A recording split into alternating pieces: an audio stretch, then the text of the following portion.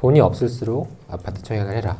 그 청약의 장점이라고 하면 뭐 적은 투자금이겠죠. 예를 들어서 분양가 5억짜리 아파트에 당첨이 되면 처음 필요한 돈은 5천만 원, 그리고 한 3년 후에 5억에서 6억 정도의 프리미엄, 그러니까 상당한 프리미엄이 형성이 되는 거죠. 네, 안녕하세요. 베니아 김태훈입니다. 반갑습니다. 오늘 제가 준비한 내용은 인생을 바꾸는 아파트 청약이란 주제고요. 제 소개를 먼저 해드리면 저는 부동산 실전 투자자고 아파트 청약 이렇게 쉬웠어. 이 책 다 있으시죠? 네, 아까 어떤 분께서 사인을 받으러 오셨는데 책이 너무 안 펴지더라고요. 그래서 오시는 길에 사셨구나. 뭐 제 개인적인 이야기나 뭐 제가 흘러왔던 이야기도 간단히 말씀을 드려보고 시작을 하려고 합니다. 일단 뭐 제가 살았던 뭐 오래된 빌라이고요. 저도 이제 부모님께서 열심히 근무하시고 일을 하셨지만 이게 근로소득만으로는 부자가 되기 힘들다라는 것을 지나고 나서 이제 깨달았죠. 제가 처음으로 공부한 거는 이제 경매였어요. 뭐 부동산 청약도 했었고, 청약은 근데 공부 양으로 보면 절대적으로 그렇게 많진 않거든요. 근데 경매는 공부할 게 좀 많다 보니까 경매를 좀 많이 했었습니다. 빌라 임장 가고, 입찰하고, 명도할 때 협의하고, 문에 계고도 붙여보고, 인테리어도 하고, 상가도 철거해서 전단지도 뿌리고, 그래서 뭐 경매할 때 6개월간 200건 정도 입찰했었고, 뭐 여러 군데 임장하고 부동산 문도 두드리고 점유자도 만나보고 했습니다. 그리고 이제 1억 원이나 뭐 5천만 원이나 종잣돈 모을 때는 허리띠를 졸라매고 딱 6개월, 1년 이런 식으로 딱 하는 게 좋습니다. 처음에는 힘들어도 나중에 그게 이제 눈덩이가 굴러가기 시작하면 급속도로 굴러가거든요. 그게 쌓이고 나서 이제 수익을 내는 거죠. 그래서 많은 분들이 수익을 내가 지금 못 낸다고 해서 초조해하고 불안해할 게 아니라 내 자산을 잘 지키고 있다. 예, 그런 측면에서 바라보면 나는 그냥 지금 그냥 가만히 있는 것도 하나의 투자라고 저는 보여져요. 예. 그래서 오른쪽은 제가 강의 듣고 이렇게 스프링 노트에 옮겨 적은 거예요. 그래서 많은 분들이 모르겠다라고 하면은 적어보면 됩니다. 예. 모르면은 적어보면 돼요. 예. 근데 모른다는 거는 적지 않고 복습하지 않았기 때문이에요. 예. 내가 3시간짜리 강의를 들으면 최소한 3시간 정도의 복습 시간은 가져야 되는 거죠. 예. 근데 강의만 듣고 이해하는 사람은 아무도 없습니다. 저도 처음에 임차인, 임대인 그 개념부터 이제 헷갈렸었던 그 순간이 있었거든요. 예. 근데 그게 누구나 그런 거고, 어려우면은 복습을 해보고 찾아보면 됩니다. 예. 궁금증에서 출발하는 거기 때문에 누구나 시간이 지나면 고수가 된다고 하지만 사실 그 전제에는 투입 시간이 포함되는 거예요. 뭐 3년 한 사람 똑같이 3년을 했다고 누구나 고수가 되는 게 아니라 그 3년이든 1년이든 그 시간 안에는 내가 투입한 시간, 인풋이 들어가야 아웃풋이 나오잖아요. 그러니까 강의만 딱 듣는다고 되는 게 아니라 그 안에서 내가 고민해보고 복습해보고 해야 아웃풋으로 나오는 거죠. 그래서 제가 청약을 하기로 된 계기는 지금 경매로 보면 왼쪽이 제가 낙찰받은 빌라이고 낙찰가율 보면 몇 프로죠? 그래서 9,200만 원에 월세 1,000에 50 맞췄으니까 대출 8천만 원 정도 받고 그럼 거의 무피 투자입니다. 취득세 제외하면. 그러면은 이렇게 그런 물건을 10개, 20개 사면 나는 이제 월 300에 부자가 될 수 있겠죠. 그런 투자는 어떤가요? 네. 그런 투자가 유행했던 시절이 있고 언젠가는 또 규제가 완화되고 뭐 주택수에 대해서 양도세 중과가 안 되고 대출도 많이 나오면 그런 게 다시 트렌드가 될 수도 있어요. 왜냐하면 빌라 자체 가격이 많이 눌려져 있고 한다면. 그래서 이게 뭐 무조건 안 좋다 이건 아니지만 그랬을 때 저는 이제 제가 투자를 했을 때 요런 투자와 오른쪽에 있는 서울에 있는 아파트 그 분양권을 투자를 했는데 한 1년 지나니까 이 투자 수익률이 차이가 많이 난 거죠. 왼쪽에 있는 것은 거의 수익이 나지 않고 매도를 했어요. 그것도 어렵게 굉장히 어렵고 그 부동산 사장님에 많이 끌려갑니다. 어쨌든 오른쪽은 이제 거의 6억에 해서 15억 정도 됐고 지금 투자금 거의 없고 그러니까 이제 새 아파트에 대한 수요가 프리미엄에 반영이 되는구나 급속도로 그런 걸 느꼈죠. 그리고 이제 청약을 이제 공격적으로 하게 되면서 지금 이제 저 취미가 아파트 브랜드별 모으기. 그래서 저는 이렇게 쭉 흘러와서 지금 여러분들 앞에서 서게 됐고 유튜브 영상도 만나 뵙고 있고 그리고 뭐 강의도 해서 책도 내고요. 무엇보다 이제 1,000명 이상의 내 집 마련을 이제 했죠. 그래서 아까 뒤에 서 있을 때도 어떤 분께서 이제 내 집 마련해서 감사하다, 예, 라고 말씀하셔서 저도 이제 뿌듯한 마음이었습니다. 자, 다음으로는 아파트 청약에 관련된 내용이고요. 일단은 청약에 대한 뭐 키포인트 위주로만 설명을 드리도록 할게요. 자, 첫 번째로 아파트 청약 세 가지만 기억하면 된다이고요. 첫 번째로 청약을 왜 해야 될까에 대한 그냥 간단한 이유를 설명드리면, 돈이 없을수록 아파트 청약을 해라. 청약하면 떠오르는 대표적인 연예인이 누구시죠? 네, 이시연님이죠.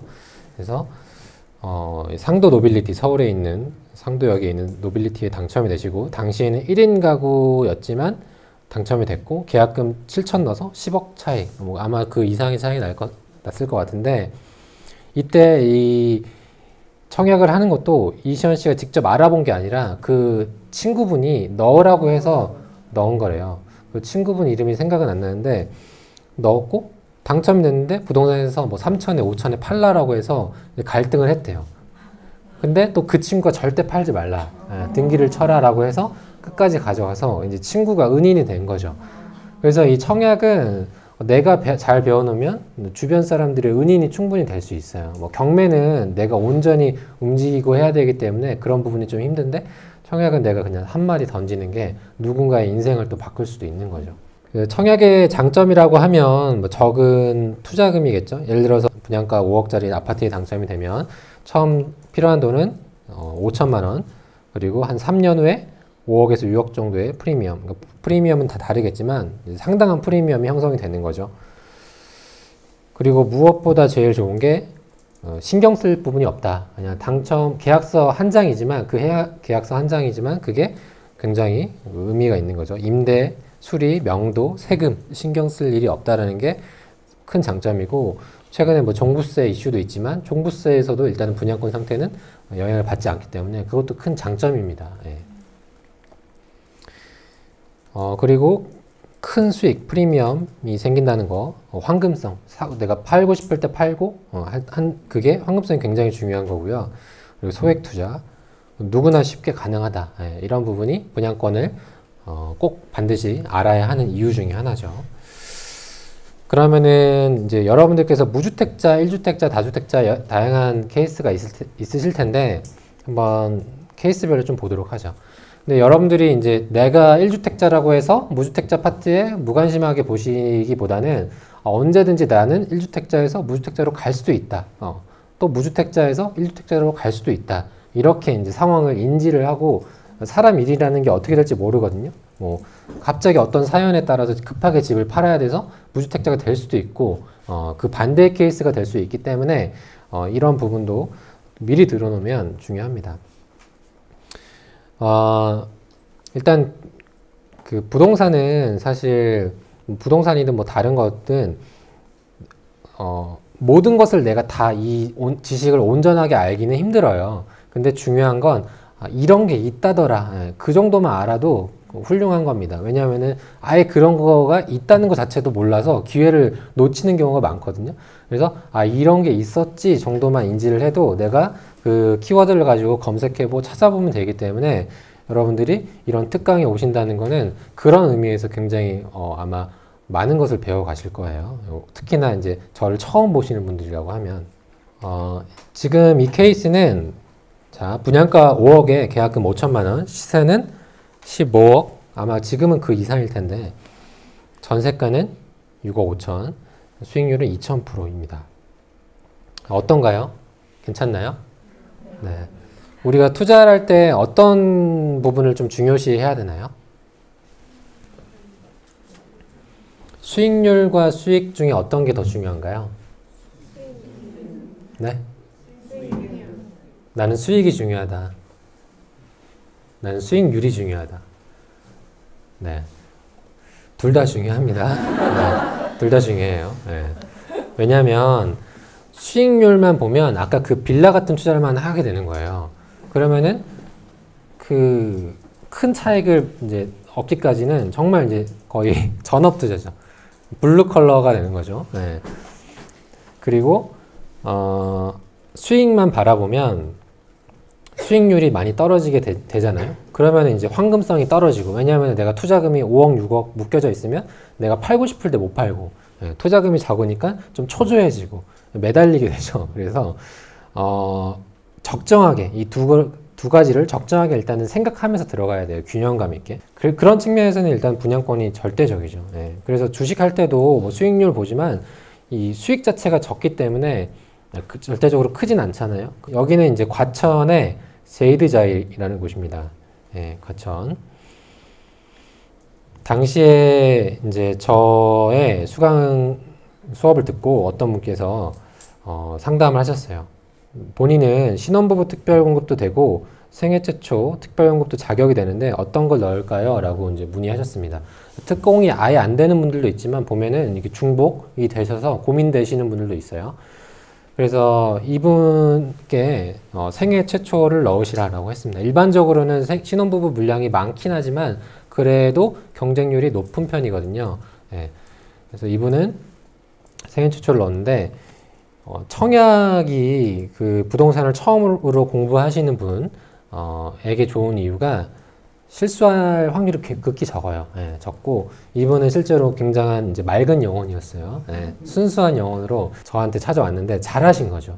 왜냐하면은 주택을 취득했던 이력이 한 번도 없고 청약을 해본 적도 한 번도 없고, 그래서 저를 만나 뵙고 이제 청약을 한 거고, 자산 기준에서도 맞았어요. 뭐 소득이나 자산도 맞아 떨어져가지고. 그래서 만약에 특공을 한다라고 하면, 특히나 신혼부부나 생애 최초를 한다라고 하면은 자산, 소득 이것도 잘 기록해 둬야 돼요. 왜냐하면 계속 오르잖아요.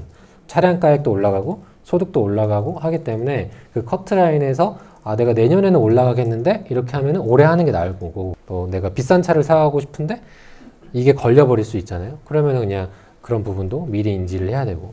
그래서 이분께서는 이렇게 5구 특별공급 생애 최초로 당첨이 됐어요. 근데 제가 아까 말씀드린 것처럼 맑은 영혼이라고 말씀드렸잖아요. 그래서 그 맑은 영혼 주변에는 또 맑은 영혼이 많이 있을 확률이 높습니다. 가족 전체가 부동산 하락론자에 가까웠고 취득했던 이력이 없기 때문에 그걸 왜 하냐, 포기해라, 이런 이야기가 이제 많았어요. 또 투자금도 없었고. 그래서 고민 하셔가지고 제가 계약을 하라고 뭐 전화를 했었던 것 같아요. 그래서 이분께서 과천 제이드에 계약했다고 카톡 올리신 거고, 최근에 입주하셨다고 합니다. 그래서 카톡을 남기셨어요. 잔금 대출이 실행이 되었다고 해서 입주를 했고, 5년 의무거주였고 분양가 상한제여서 금리는 4.1%, 맨 밑에 보시면 간평이 14억 8천 나오고 대출 4억 7천, 분양가 5억 3천 해서 실투는 6천. 근데 이 실투도 처음에 내가 분양가 계약할 때 5,300 넣었죠. 그러면은 그 추가적으로 1,000 얼마 정도 넣는 거죠.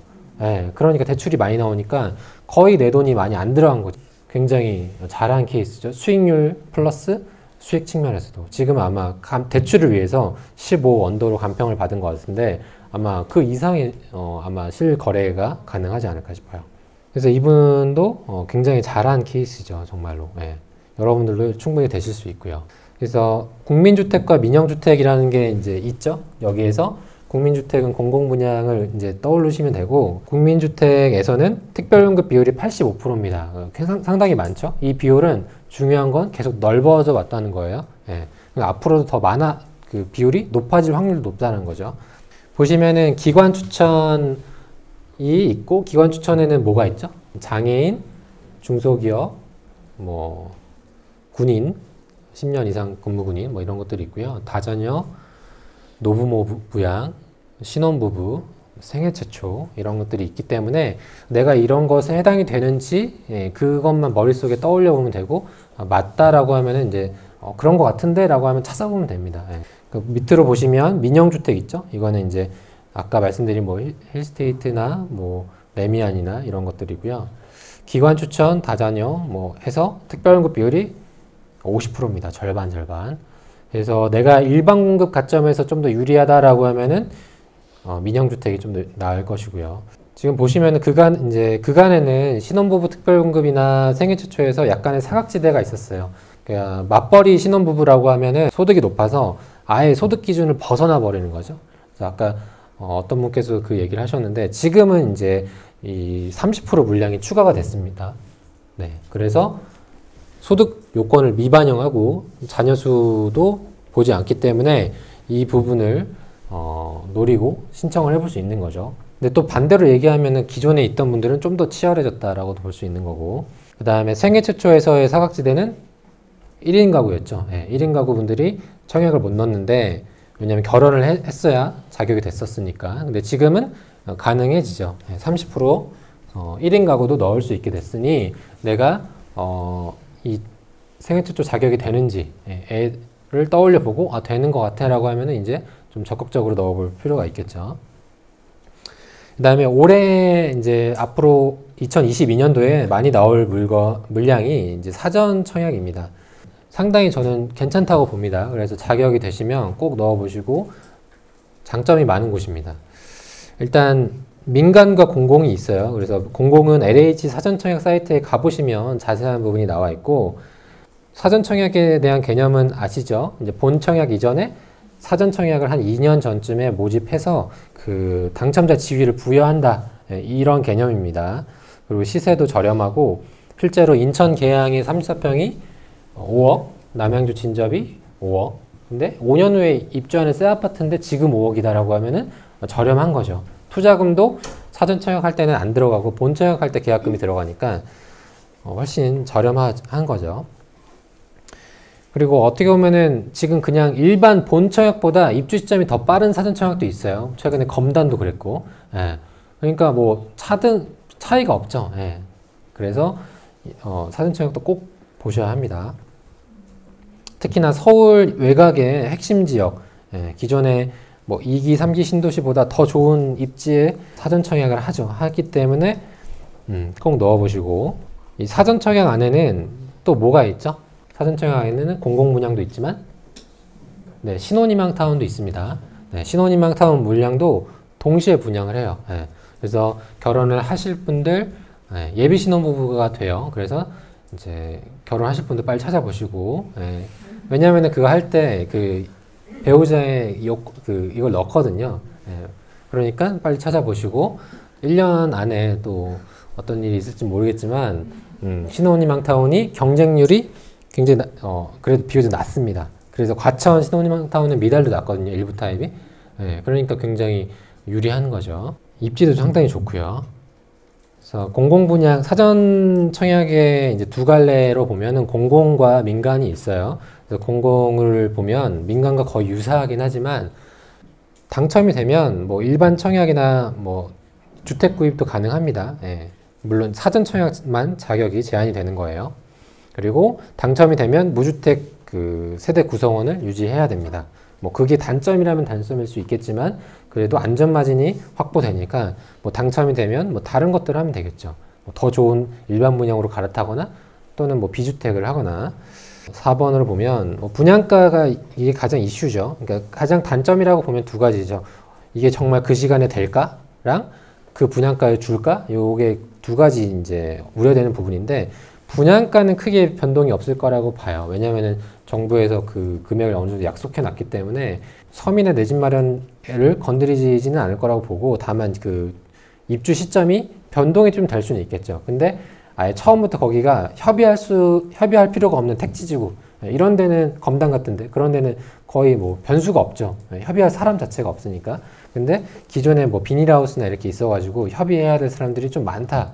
그러면 좀 늦어질 수는 있겠죠. 그러니까 그거에 따라서 좀 달리 생각하면 되는데, 그래도 하긴 할 거라고 봅니다. 그리고 사전 청약 당첨되면 계약금은 필요하지 않고, 그리고 사전 청약 당시에 소득이나 자산을 보는데 그 이후에는 추가적으로 보지 않는다. 그래서 하루라도 빨리 되는 게, 그래서 그 자격의 지위를 얻는 게 유리한 거죠. 그리고 청약 통장이 사용되지 않고 또 일반 청약 가능하다. 그래서 사전 청약 중에서도 공공 분양은 특히나 안 할 이유가 없다라고 봐요. 그리고 동호수가 나오는 건 아니고 그 땡땡땡땡 뭐 이런 식으로 나옵니다. 무슨 타입. 그래서 나중에 본 청약 때 랜덤 이제 동호수가 되고요. 전매 제한 및 의무 거주 기간이 적용이 됩니다. 나중에 입주할 때. 그 부분은 내가 거주한다라고 생각하고 해야겠죠. 예비 당첨자는 뽑지 않고, 일단은 이런 특징들이 있어서 여러분들이 내 주변 혹은 특히나 물량이 택지지구에서 공급하는 물량은 폭발적이에요. 그냥 재정비 사업보다는 훨씬 많기 때문에 경쟁률로 보면은 낮은 편이거든요. 그래서 예비로도 빠질 수도 있고 얼마든지. 그래서 한번 관심이 없으셨던 분들이라고 해도 한번 보시면 좋을 것 같아요. 그래서 민간은 거의 유사한데 좀 차이점이라고 하면은 당첨이 되면 다른 청약 뭐 사전이나 민간 청약에 불가능합니다. 그래서 그 지위를 포기하고 포기 신청서를 작성하고 나서 다른 청약에 넣어야 돼요. 네, 그러니까 공공이 조금 더 유리하다고 볼 수는 있겠죠. 그리고 1인 가구 생초가 적용이 됩니다. 민간은 1인 가구 생초나 고소득 신혼부부 30%는 민간 사전 청약, 민간 본 청약에만 적용이 되는 거예요. 이런 특징이 있다라고 보시면 되겠습니다. 그리고 사전 청약에서 여러분들이 기억하셔야 될 게 거주기간 충족이에요. 왼쪽에 보시면은 사전 청약 모집 공고일이고 여기가 본 청약 모집 공고일이에요. 예를 들어서 인천 계양에 사전 청약을 모집하는데 인천은 뭐 당해 거주기간이 2년이라고 가정을 해볼게요. 근데 A라는 분이 그간에 인천에 2년 동안 살았어요. 그리고 사전 청약 모집 공고일 날 또 인천에 있었어요. 그 다음에 그 다음날 서울로 이사를 갔어요. 그리고 나서 본청약 모집 공고일에 그 인천 계양 모집 그 본청약에 넣었어요. 이 경우에는 거주기간 요건을 충족하는 겁니다. 예, 왜냐하면은 본청약 모집 공고일까지만 충족이 되면 돼요. 예, 그 전에는 상관없고. 예를 들어서 내가 인천에 2년 살다가 서울로 갔는데 사전청약 모집 공고일 날 인천 계양에 청약 신청을 넣었어요. 그리고 나서 본청약 모집 공고일에도 또 넣었어요. 이 경우에는 거주기간이 충족이 되나요? 두 가지 요건이 있습니다. 이 기간도 채워야 되지만 사전청약 모집 공고일에도 그 지역에 있어야 돼요. 그 두 가지만 있으면 됩니다. 이거는 안 되죠. 그리고 내가 서울에 살다가 운이 좋게도 사전청약 모집 공고일 날 주소지가 인천으로 갔어요. 그러고 나서 인천에 살았어요. 그리고 정말 딱 2년에 맞춰 채워서 본청약 모집 공고일에도 넣었어요. 이때는 되나요? 네, 이때는 되는 거죠. 왜냐하면 사전청약 모집 공고일에도 인천에 있었고 그 다음에 본청약 모집 공고일까지 그 거주기간도 채웠으니까 이건 되는 겁니다. 근데 제가 예시로 말씀드리는 2년은 다 지역마다 달라요. 어떤 지역은 1년도 있고 뭐 6개월도 있고 다 다르기 때문에 그건 봐야 됩니다. 이 케이스는 어떨까요? 내가 서울에 살다가 인천으로 이사 가서 1년 살다가 추가로 또 1년 살다가 서울로 이사 갔다가 다시 본청약 때 넣었어요. 이 경우는 되나요? 되죠. 왜냐하면 사전청약 모집 공고일에도 인천에 있었고 본청약 모집 공고일 이전에 거주기간 2년을 충족했으니까. 네. 그래서 내 초본을 잘 떼어서 내가 언제 어느 지역에 몇 년간 살았구나. 그리고 이사를 적절히 잘 다니는 것도 한 가지 팁일 수도 있겠죠. 네. 3번 같은 경우에는 어떻게 될까요? 이건 될까요? 내가 인천 청약을 할 때는 서울에 있었고 1년 후에 인천으로 이사 가서 2년을 채웠어요. 이거는 안 되죠. 네, 사전 청약 모집 공고일에도 있어야 됩니다. 그 지역에. 4번은 어떨까요? 4번은 안 되죠. 왜냐하면 본청약 모집 공고일 전에 2년을 채워야 되는데 못 채웠죠. 네. 그래서 이 거주 의무 기간에 대해서 많은 분들이 아마 잘 모르실 거예요. 그래서 이 부분만 잘 이제 개념을 인지해 놓으면 나중에 내가 뭐 내 직장이나 거주지 때문에 이사를 가야 되는데 본청약 때까지 너무 길잖아요. 그러니까 조금 더 유연하게 그 거주지를 이동할 수 있는 거죠.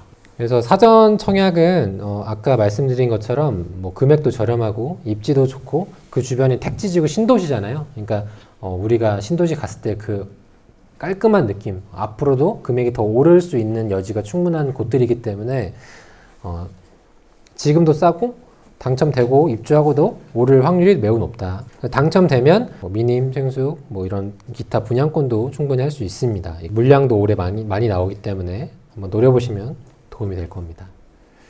다음으로 커피 5잔 가격으로 펜트하우스 주인이 될 수 있습니다. 요즘에 커피 가격이 좀 올랐죠? 그 스벅 아메리카노가 얼마죠? 4,500원 이제 반영이 됐나요? 네. 근데 뭐 괜찮습니다. 저는 이거를 5,000원으로 일단 계산해놨기 때문에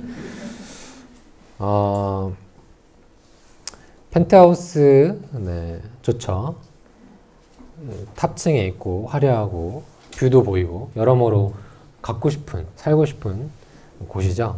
자, 펜트하우스 사례 보면 분양가 11억에 계약금 1억 1천, 시세 뭐 30억, 그래서 시세 차익 20억, 수익률 2000%. 이건 어떤가요? 괜찮은 투자인가요? 괜찮죠. 수익률도 높고 차익도 크죠. 근데 이 11억짜리를 할 때는 중도금 대출이 되나요? 안 되죠. 네, 뭐 그런 건 있어요. 펜트하우스는 정말 그 동네에서 대장 아파트나 뭐 뷰가 보이거나 좋은 곳에서만 적용이 되는 겁니다. 이게 다 무조건 펜트하우스라고 해서 논밭뷰가 보이는 펜트하우스는 좀 다르겠죠. 그래서 입지에 따라 좀 달리 해석을 해야 되고, 여기는 일산 원시티, 여기도 이제 미분양이 있었다가 막 해소가 됐었는데 여기에 이제 나왔던 단지입니다. 143제곱미터가 무슨 면적이죠, 여러분? 보통은 여기 뭐라고 써 있어요? 다른 카탈로그 보면 전용 면적이죠. 카탈로그에만 이렇게 써 있는 건데 전용 143이면 엄청 큰 거죠. 실제로 보시면 엄청 방도 많고 뷰도 잘 나오고 딱 한 세대 있는 겁니다. 탑층이 있겠죠. 이거는 이제 부르는 게 값인 거죠. 31억이 더 이상이 될 수도 있는 거예요. 그래서 여러분들 예치금이라는 게 있어요. 청약할 때 일정 기간 청약통장 가입하고 나서 1년이나 2년 뭐 기간도 있어야 되지만 그 통장 안에 300만원, 500만원, 뭐 700만원 이렇게 들어가 있어야 청약을 할 수 있고, 그 돈이 많으면 또 넣을 수 있는 면적이 많아집니다. 높아집니다. 그러면 아까 143이면 서울에 산다라고 하면 한 최소 얼마나 들어가 있어야 될까요? 그렇죠. 내가 경기도에 산다라고 하면은 그렇죠. 500이고 뭐 인천이면 그러니까 이걸 넣고 안 넣고에 따라 아까 넣을 수 있는 자격이 아예 없어지는 거예요. 140제곱미터니까. 그래서 지금 1,000만 원 같은 경우에는 이제 담보대출 100% 예를 들어 받는다고 하면 3% 금리로 하면은 한 달에 한 25,000원 정도 이자를 냅니다. 그러면 커피 한 5잔 정도는 되죠. 내가 그 정도 아끼면 충분히 이 1,000만 원을 통장을 넣고 굴릴 수가 있는 거죠. 특히나 서울이나 수도권은 이런 부분에 대해서 많은 분들이 인지를 하고 있는데 지방은 딱 200만 원, 250만 원만 넣어 놓는 경우가 많거든요. 그래서 나중에 넣어야지 하다가 못 넣고 놓쳐버리는 경우도 많아요. 최근에 있었던 그 부산 에코델타시티나 뭐 포항도 그렇고 경쟁률 자체가 뚝뚝 떨어집니다. 10 몇 대 1에서 뭐 5대 1, 3대 1로 뚝뚝 떨어지기 때문에 예치금을 미리미리 넣어놔야 유리한 거죠. 이게 생각보다 많이 중요해요. 그래서 이렇게 미리 넣어놓고 예금담보대출을 인터넷에서 한 10분 정도면 충분히 받습니다. 받으시면 할 수 있고, 그래서 청약통장도 가입을 하시고 내가 지금 통장에 얼마가 있는지, 그 다음에 언제 가입했고 1년 되는 시점이 언젠지 2년 되는 시점이 언젠지 이것도 다 이런 엑셀 파일 같은데 기록을 해 두셔야 됩니다. 그래야 나중에 그게 빨리빨리 사이클이 돌거든요. 생각보다 빨리빨리 돌아와요. 그리고 나만 관리하는 게 아니잖아요. 그러니까 미리 기록해 놓으시면 좋습니다. 그리고 내가 만약에 공공분양과 관련된 청약 저축통장이 있다라고 하면은 인정금액을 확인해 보시고, 인정금액이 한 1,500만 원이 한참 못 미친다 라고 하면은 과감하게 예금통장으로 바꾸는 것도 방법이라고 봅니다.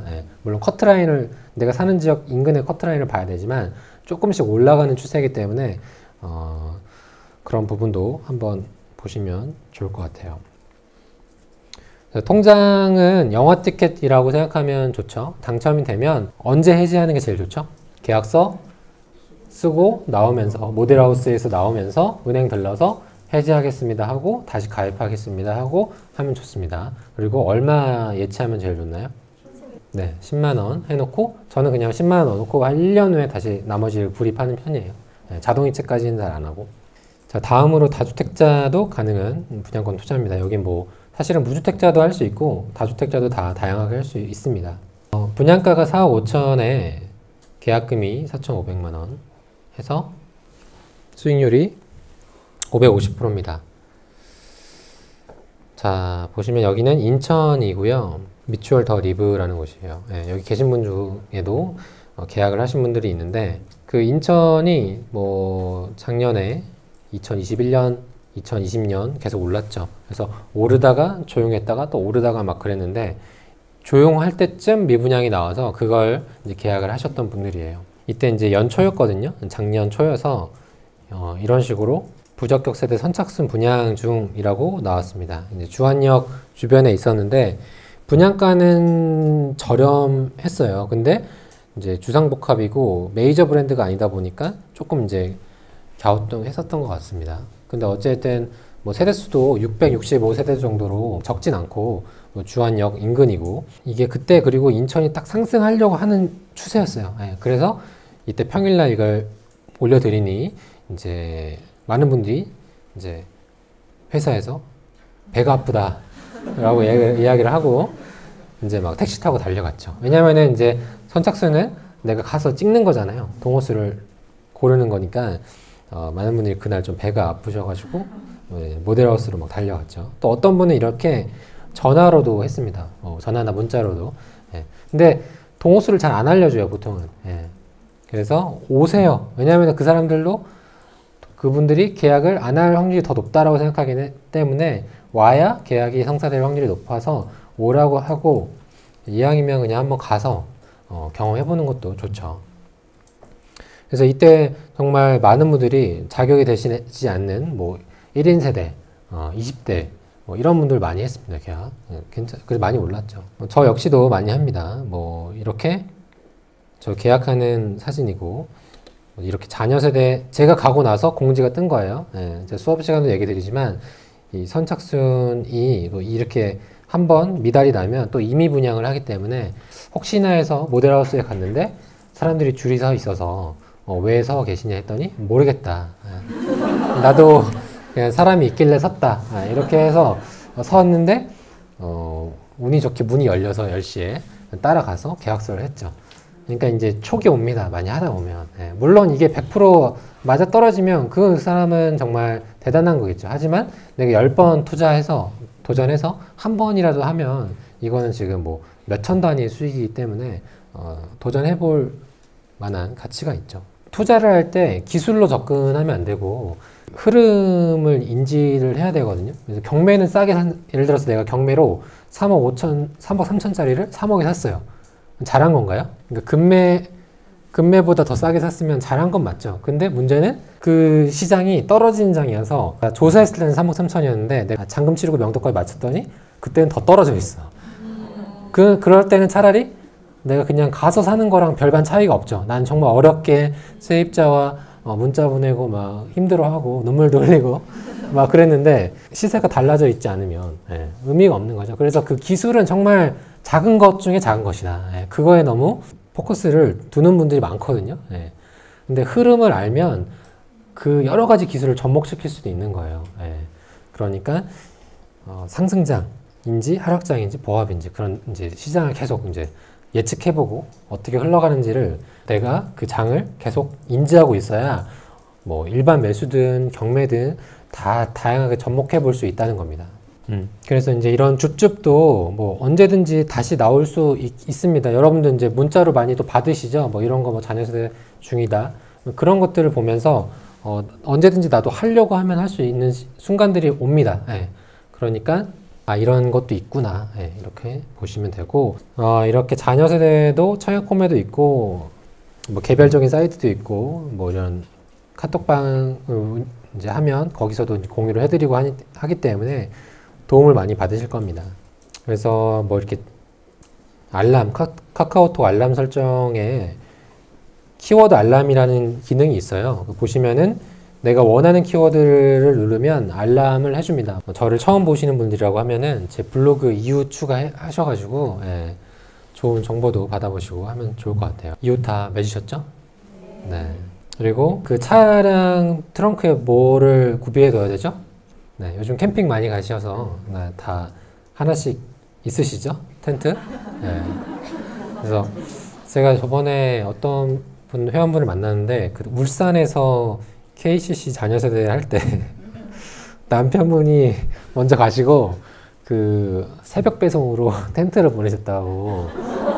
그래서 그걸 받으셔가지고 거기서 텐트로 이제 잘 버티셔서 계약을 하셨다고 들었어요. 네. 아무튼 뭐 이런 상황도 뭐 지금 만약에 좀 분위기가 안 좋아지면 언제든지 또 나올 수 있습니다. 예. 무주택자의 심리는 다주택자보다 더 변동성이 크기 때문에 무주택자에게 먼저 우선권을 준다고 무조건 다 계약하는 게 아니란 말이에요.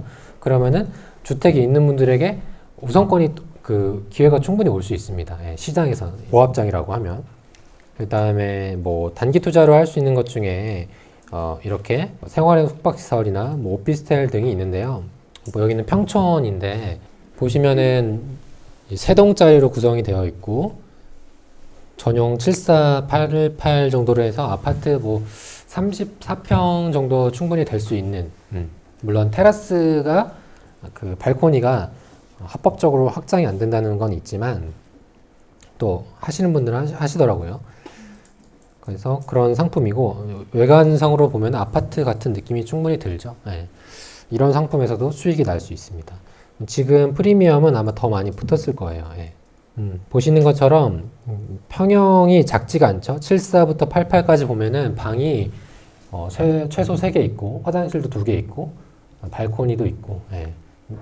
가족을 둔 아이를 키우는 세대에서는 충분히 생활할 수 있는 예. 그래서 그 주택을 구매할 때는 어떤 시선으로 봐야 된다고 하죠? 아이를 키우는 엄마의 입장에서 봐야 됩니다. 1인 가구니까 나는 원룸에 살아도 돼. 복층인 원룸에 살아도 돼. 이러면은 이제 먼 길을 돌아오시는 거예요. 졸업을 하셔야 되잖아요. 그러니까 방금 이제 기침한 그 아이를 키운다는 입장에서 바라보셔야 집 크기가 여기에 뭐뭐뭐뭐 들어가면은 좁겠다, 넓겠다, 어떻겠다 이게 떠오르거든요. 주변에 뭐 상가도 있고 추가적으로 병원도 있고 보겠죠. 그래서 이런 거는 사실은 지역마다 달라요. 여기는 평촌이어서 구축 아파트가 너무 많다 보니 새 아파트 같은 이런 상품도 수요가 있다는 거죠. 그래서 이런 상품을 하실 때는 뭐 자격사항이 좀 없습니다. 청약통장을 쓰지 않는다는 것이 장점이고 또 특징이라고 하면은 청약 발표부터 계약까지 상당히 빠르죠. 그리고 목요일, 금요일 날 계약까지 합니다. 물론 대리인을 보낼 수도 있지만 이왕이면 본인이 가는 게 가장 간편하거든요. 위임은 하지 않아도 되고 법인은 견본주택 모델하우스에서 신청이 가능하다. 이런 신청금이 있어요. 300만원, 600만원 있는데 이 신청금은 보통 신탁계좌로 접수를 받습니다. 신탁계좌에서 안전하게 관리를 해주거든요. 그리고 가끔 이제 모델 그 모집공고문에 보면 이렇게 있는 게 제일 좋아요. 계약금으로 내가 당첨되고 포기해도 계약과 무관하게 계약금으로 대체되지 않는다. 신청금이. 그럼 내가 포기해도 불이익이 없기 때문에 안 할 이유가 없는 거죠.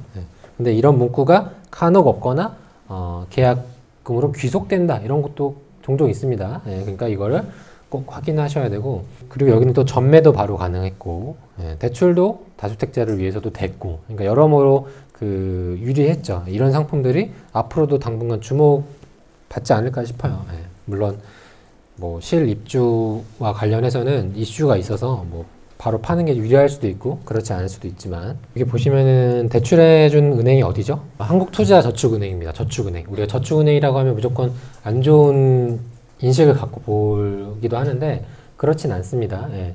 왜냐하면 이게 담보가 있고 하기 때문에 금리는 좀 높을 수 있지만 우리가 중요한 거는 금리가 아니라 신용 등급에 영향이 없고 플러스 많은 대출을 해주는 곳 그렇게만 되면 됩니다. 모든 조건을 만족하는 대출은 없습니다. 거의. 이런 상품들은 뭐 여러 가지 케이스가 있죠. 아까 플랜 A, B, C 얘기할 때 바로 판다, 뭐 계약해서 가져간다, 그다음에 포기한다도 선택의 한 종류입니다. 그래서 여러분들이 당첨됐다고 해서 무조건 계약할 필요는 없어요. 왜냐하면은 당첨되면 상담사분이랑 통화하면 그분들 어떻게 좋다라고 하나요? 안 좋다고 하나요? 그러면서 계약하라고 하나요? 그쵸. 엄청 듣다 보면은 마치 어떻게 해야 될 것 같아요? 해야 될 것 같죠. 그리고 OTP를 누르고 있는 나를 보죠. 그래서 이 상품은 뭐 경쟁률이 평상시에 뭐 높긴 하지만 그래서 많은 분들이 되면 어떡하지 하지만 되고 나서 생각해도 늦지 않다. 예. 넣고 나서 잊어버리시라. 본업에 들어가시고 되고 나서 생각해도 결코 늦지 않다. 500에 산다고 했는데 내가 500에 처음에 기준을 세웠는데 500에 전화했는데 어떤 분들은 그럼 700으로 올려요. 그럼 700으로 연락 왔는데 또 1000으로 올려요. 그러면 영영 못 팝니다. 예. 그러다가 다시 500으로 하면 그땐 또 없어요. 예. 그러니까 기대 수익을 먼저 정해놓고 해야 원하는 수익을 달성할 수 있습니다. 그 다음에 이제 대화가 통하는 부동산 사장님이 계세요. 이게 참 그 중간에서 어떤 사장님을 만나는 것도 운입니다. 여러분들이 저를 만나는 것도 행운인 것처럼 실제 그 어떤 부동산 사장님을 만나는 것도 상당히 되게 행운인데 이왕이면은 좀 대화가 잘 통하시는, 그러니까 전화를 좀 해보면은 느낌이 옵니다. 예. 느낌이 오는데 물론 대화가 안 통해도 손님을 맞춰주면 뭐 그거 자체가 의미가 있는 거긴 한데 이왕이면 대화가 통하는 부동산, 그 다음에 실수요자가 좋고요. 그 다음에 아까 계약일이 좀 길거나 늦을수록 좀 피가 올라가는 경향이 좀 있어요. 예. 자, 1주택자 분들도 계시기 때문에 한번 보겠습니다. 1주택자 분들이라고 하면 뭐 지금 뭐 조정지역 내지 비조정지역의 주택이 있으실 텐데 일단은 내가 예를 들어 압구정 현대나 뭐 좋은 지역의 아파트를 갖고 있다라고 하면은 그냥 가지고 계시면 됩니다. 예, 뭐 저번에도 뭐 강동에 주택을 갖고 있다고 하셨는데 입주한 지 얼마 안 된 새 아파트 이런 것들은 그냥 오랫동안 가지고 계시면 됩니다. 왜냐하면 그걸 팔고 다시 똑같은 물건으로 물물 교환이 잘 안 되거든요. 지금은 대출이 안 되기 때문에. 그래서 되게 힘들어지는 상황이에요. 그래서 좋은 거면 그냥 가지고 계셔라. 근데 애매한 거면 갈아탈 수 있다. 예. 이게 일단 기본적인 전제고요. 좋은 게 있다라고 하면 추가적으로 뭐 비조정 지역의 투자가 뭐 한 가지 팁이 될 수 있고, 왜냐면 2년 후에 일반 과세가 적용이 되니까.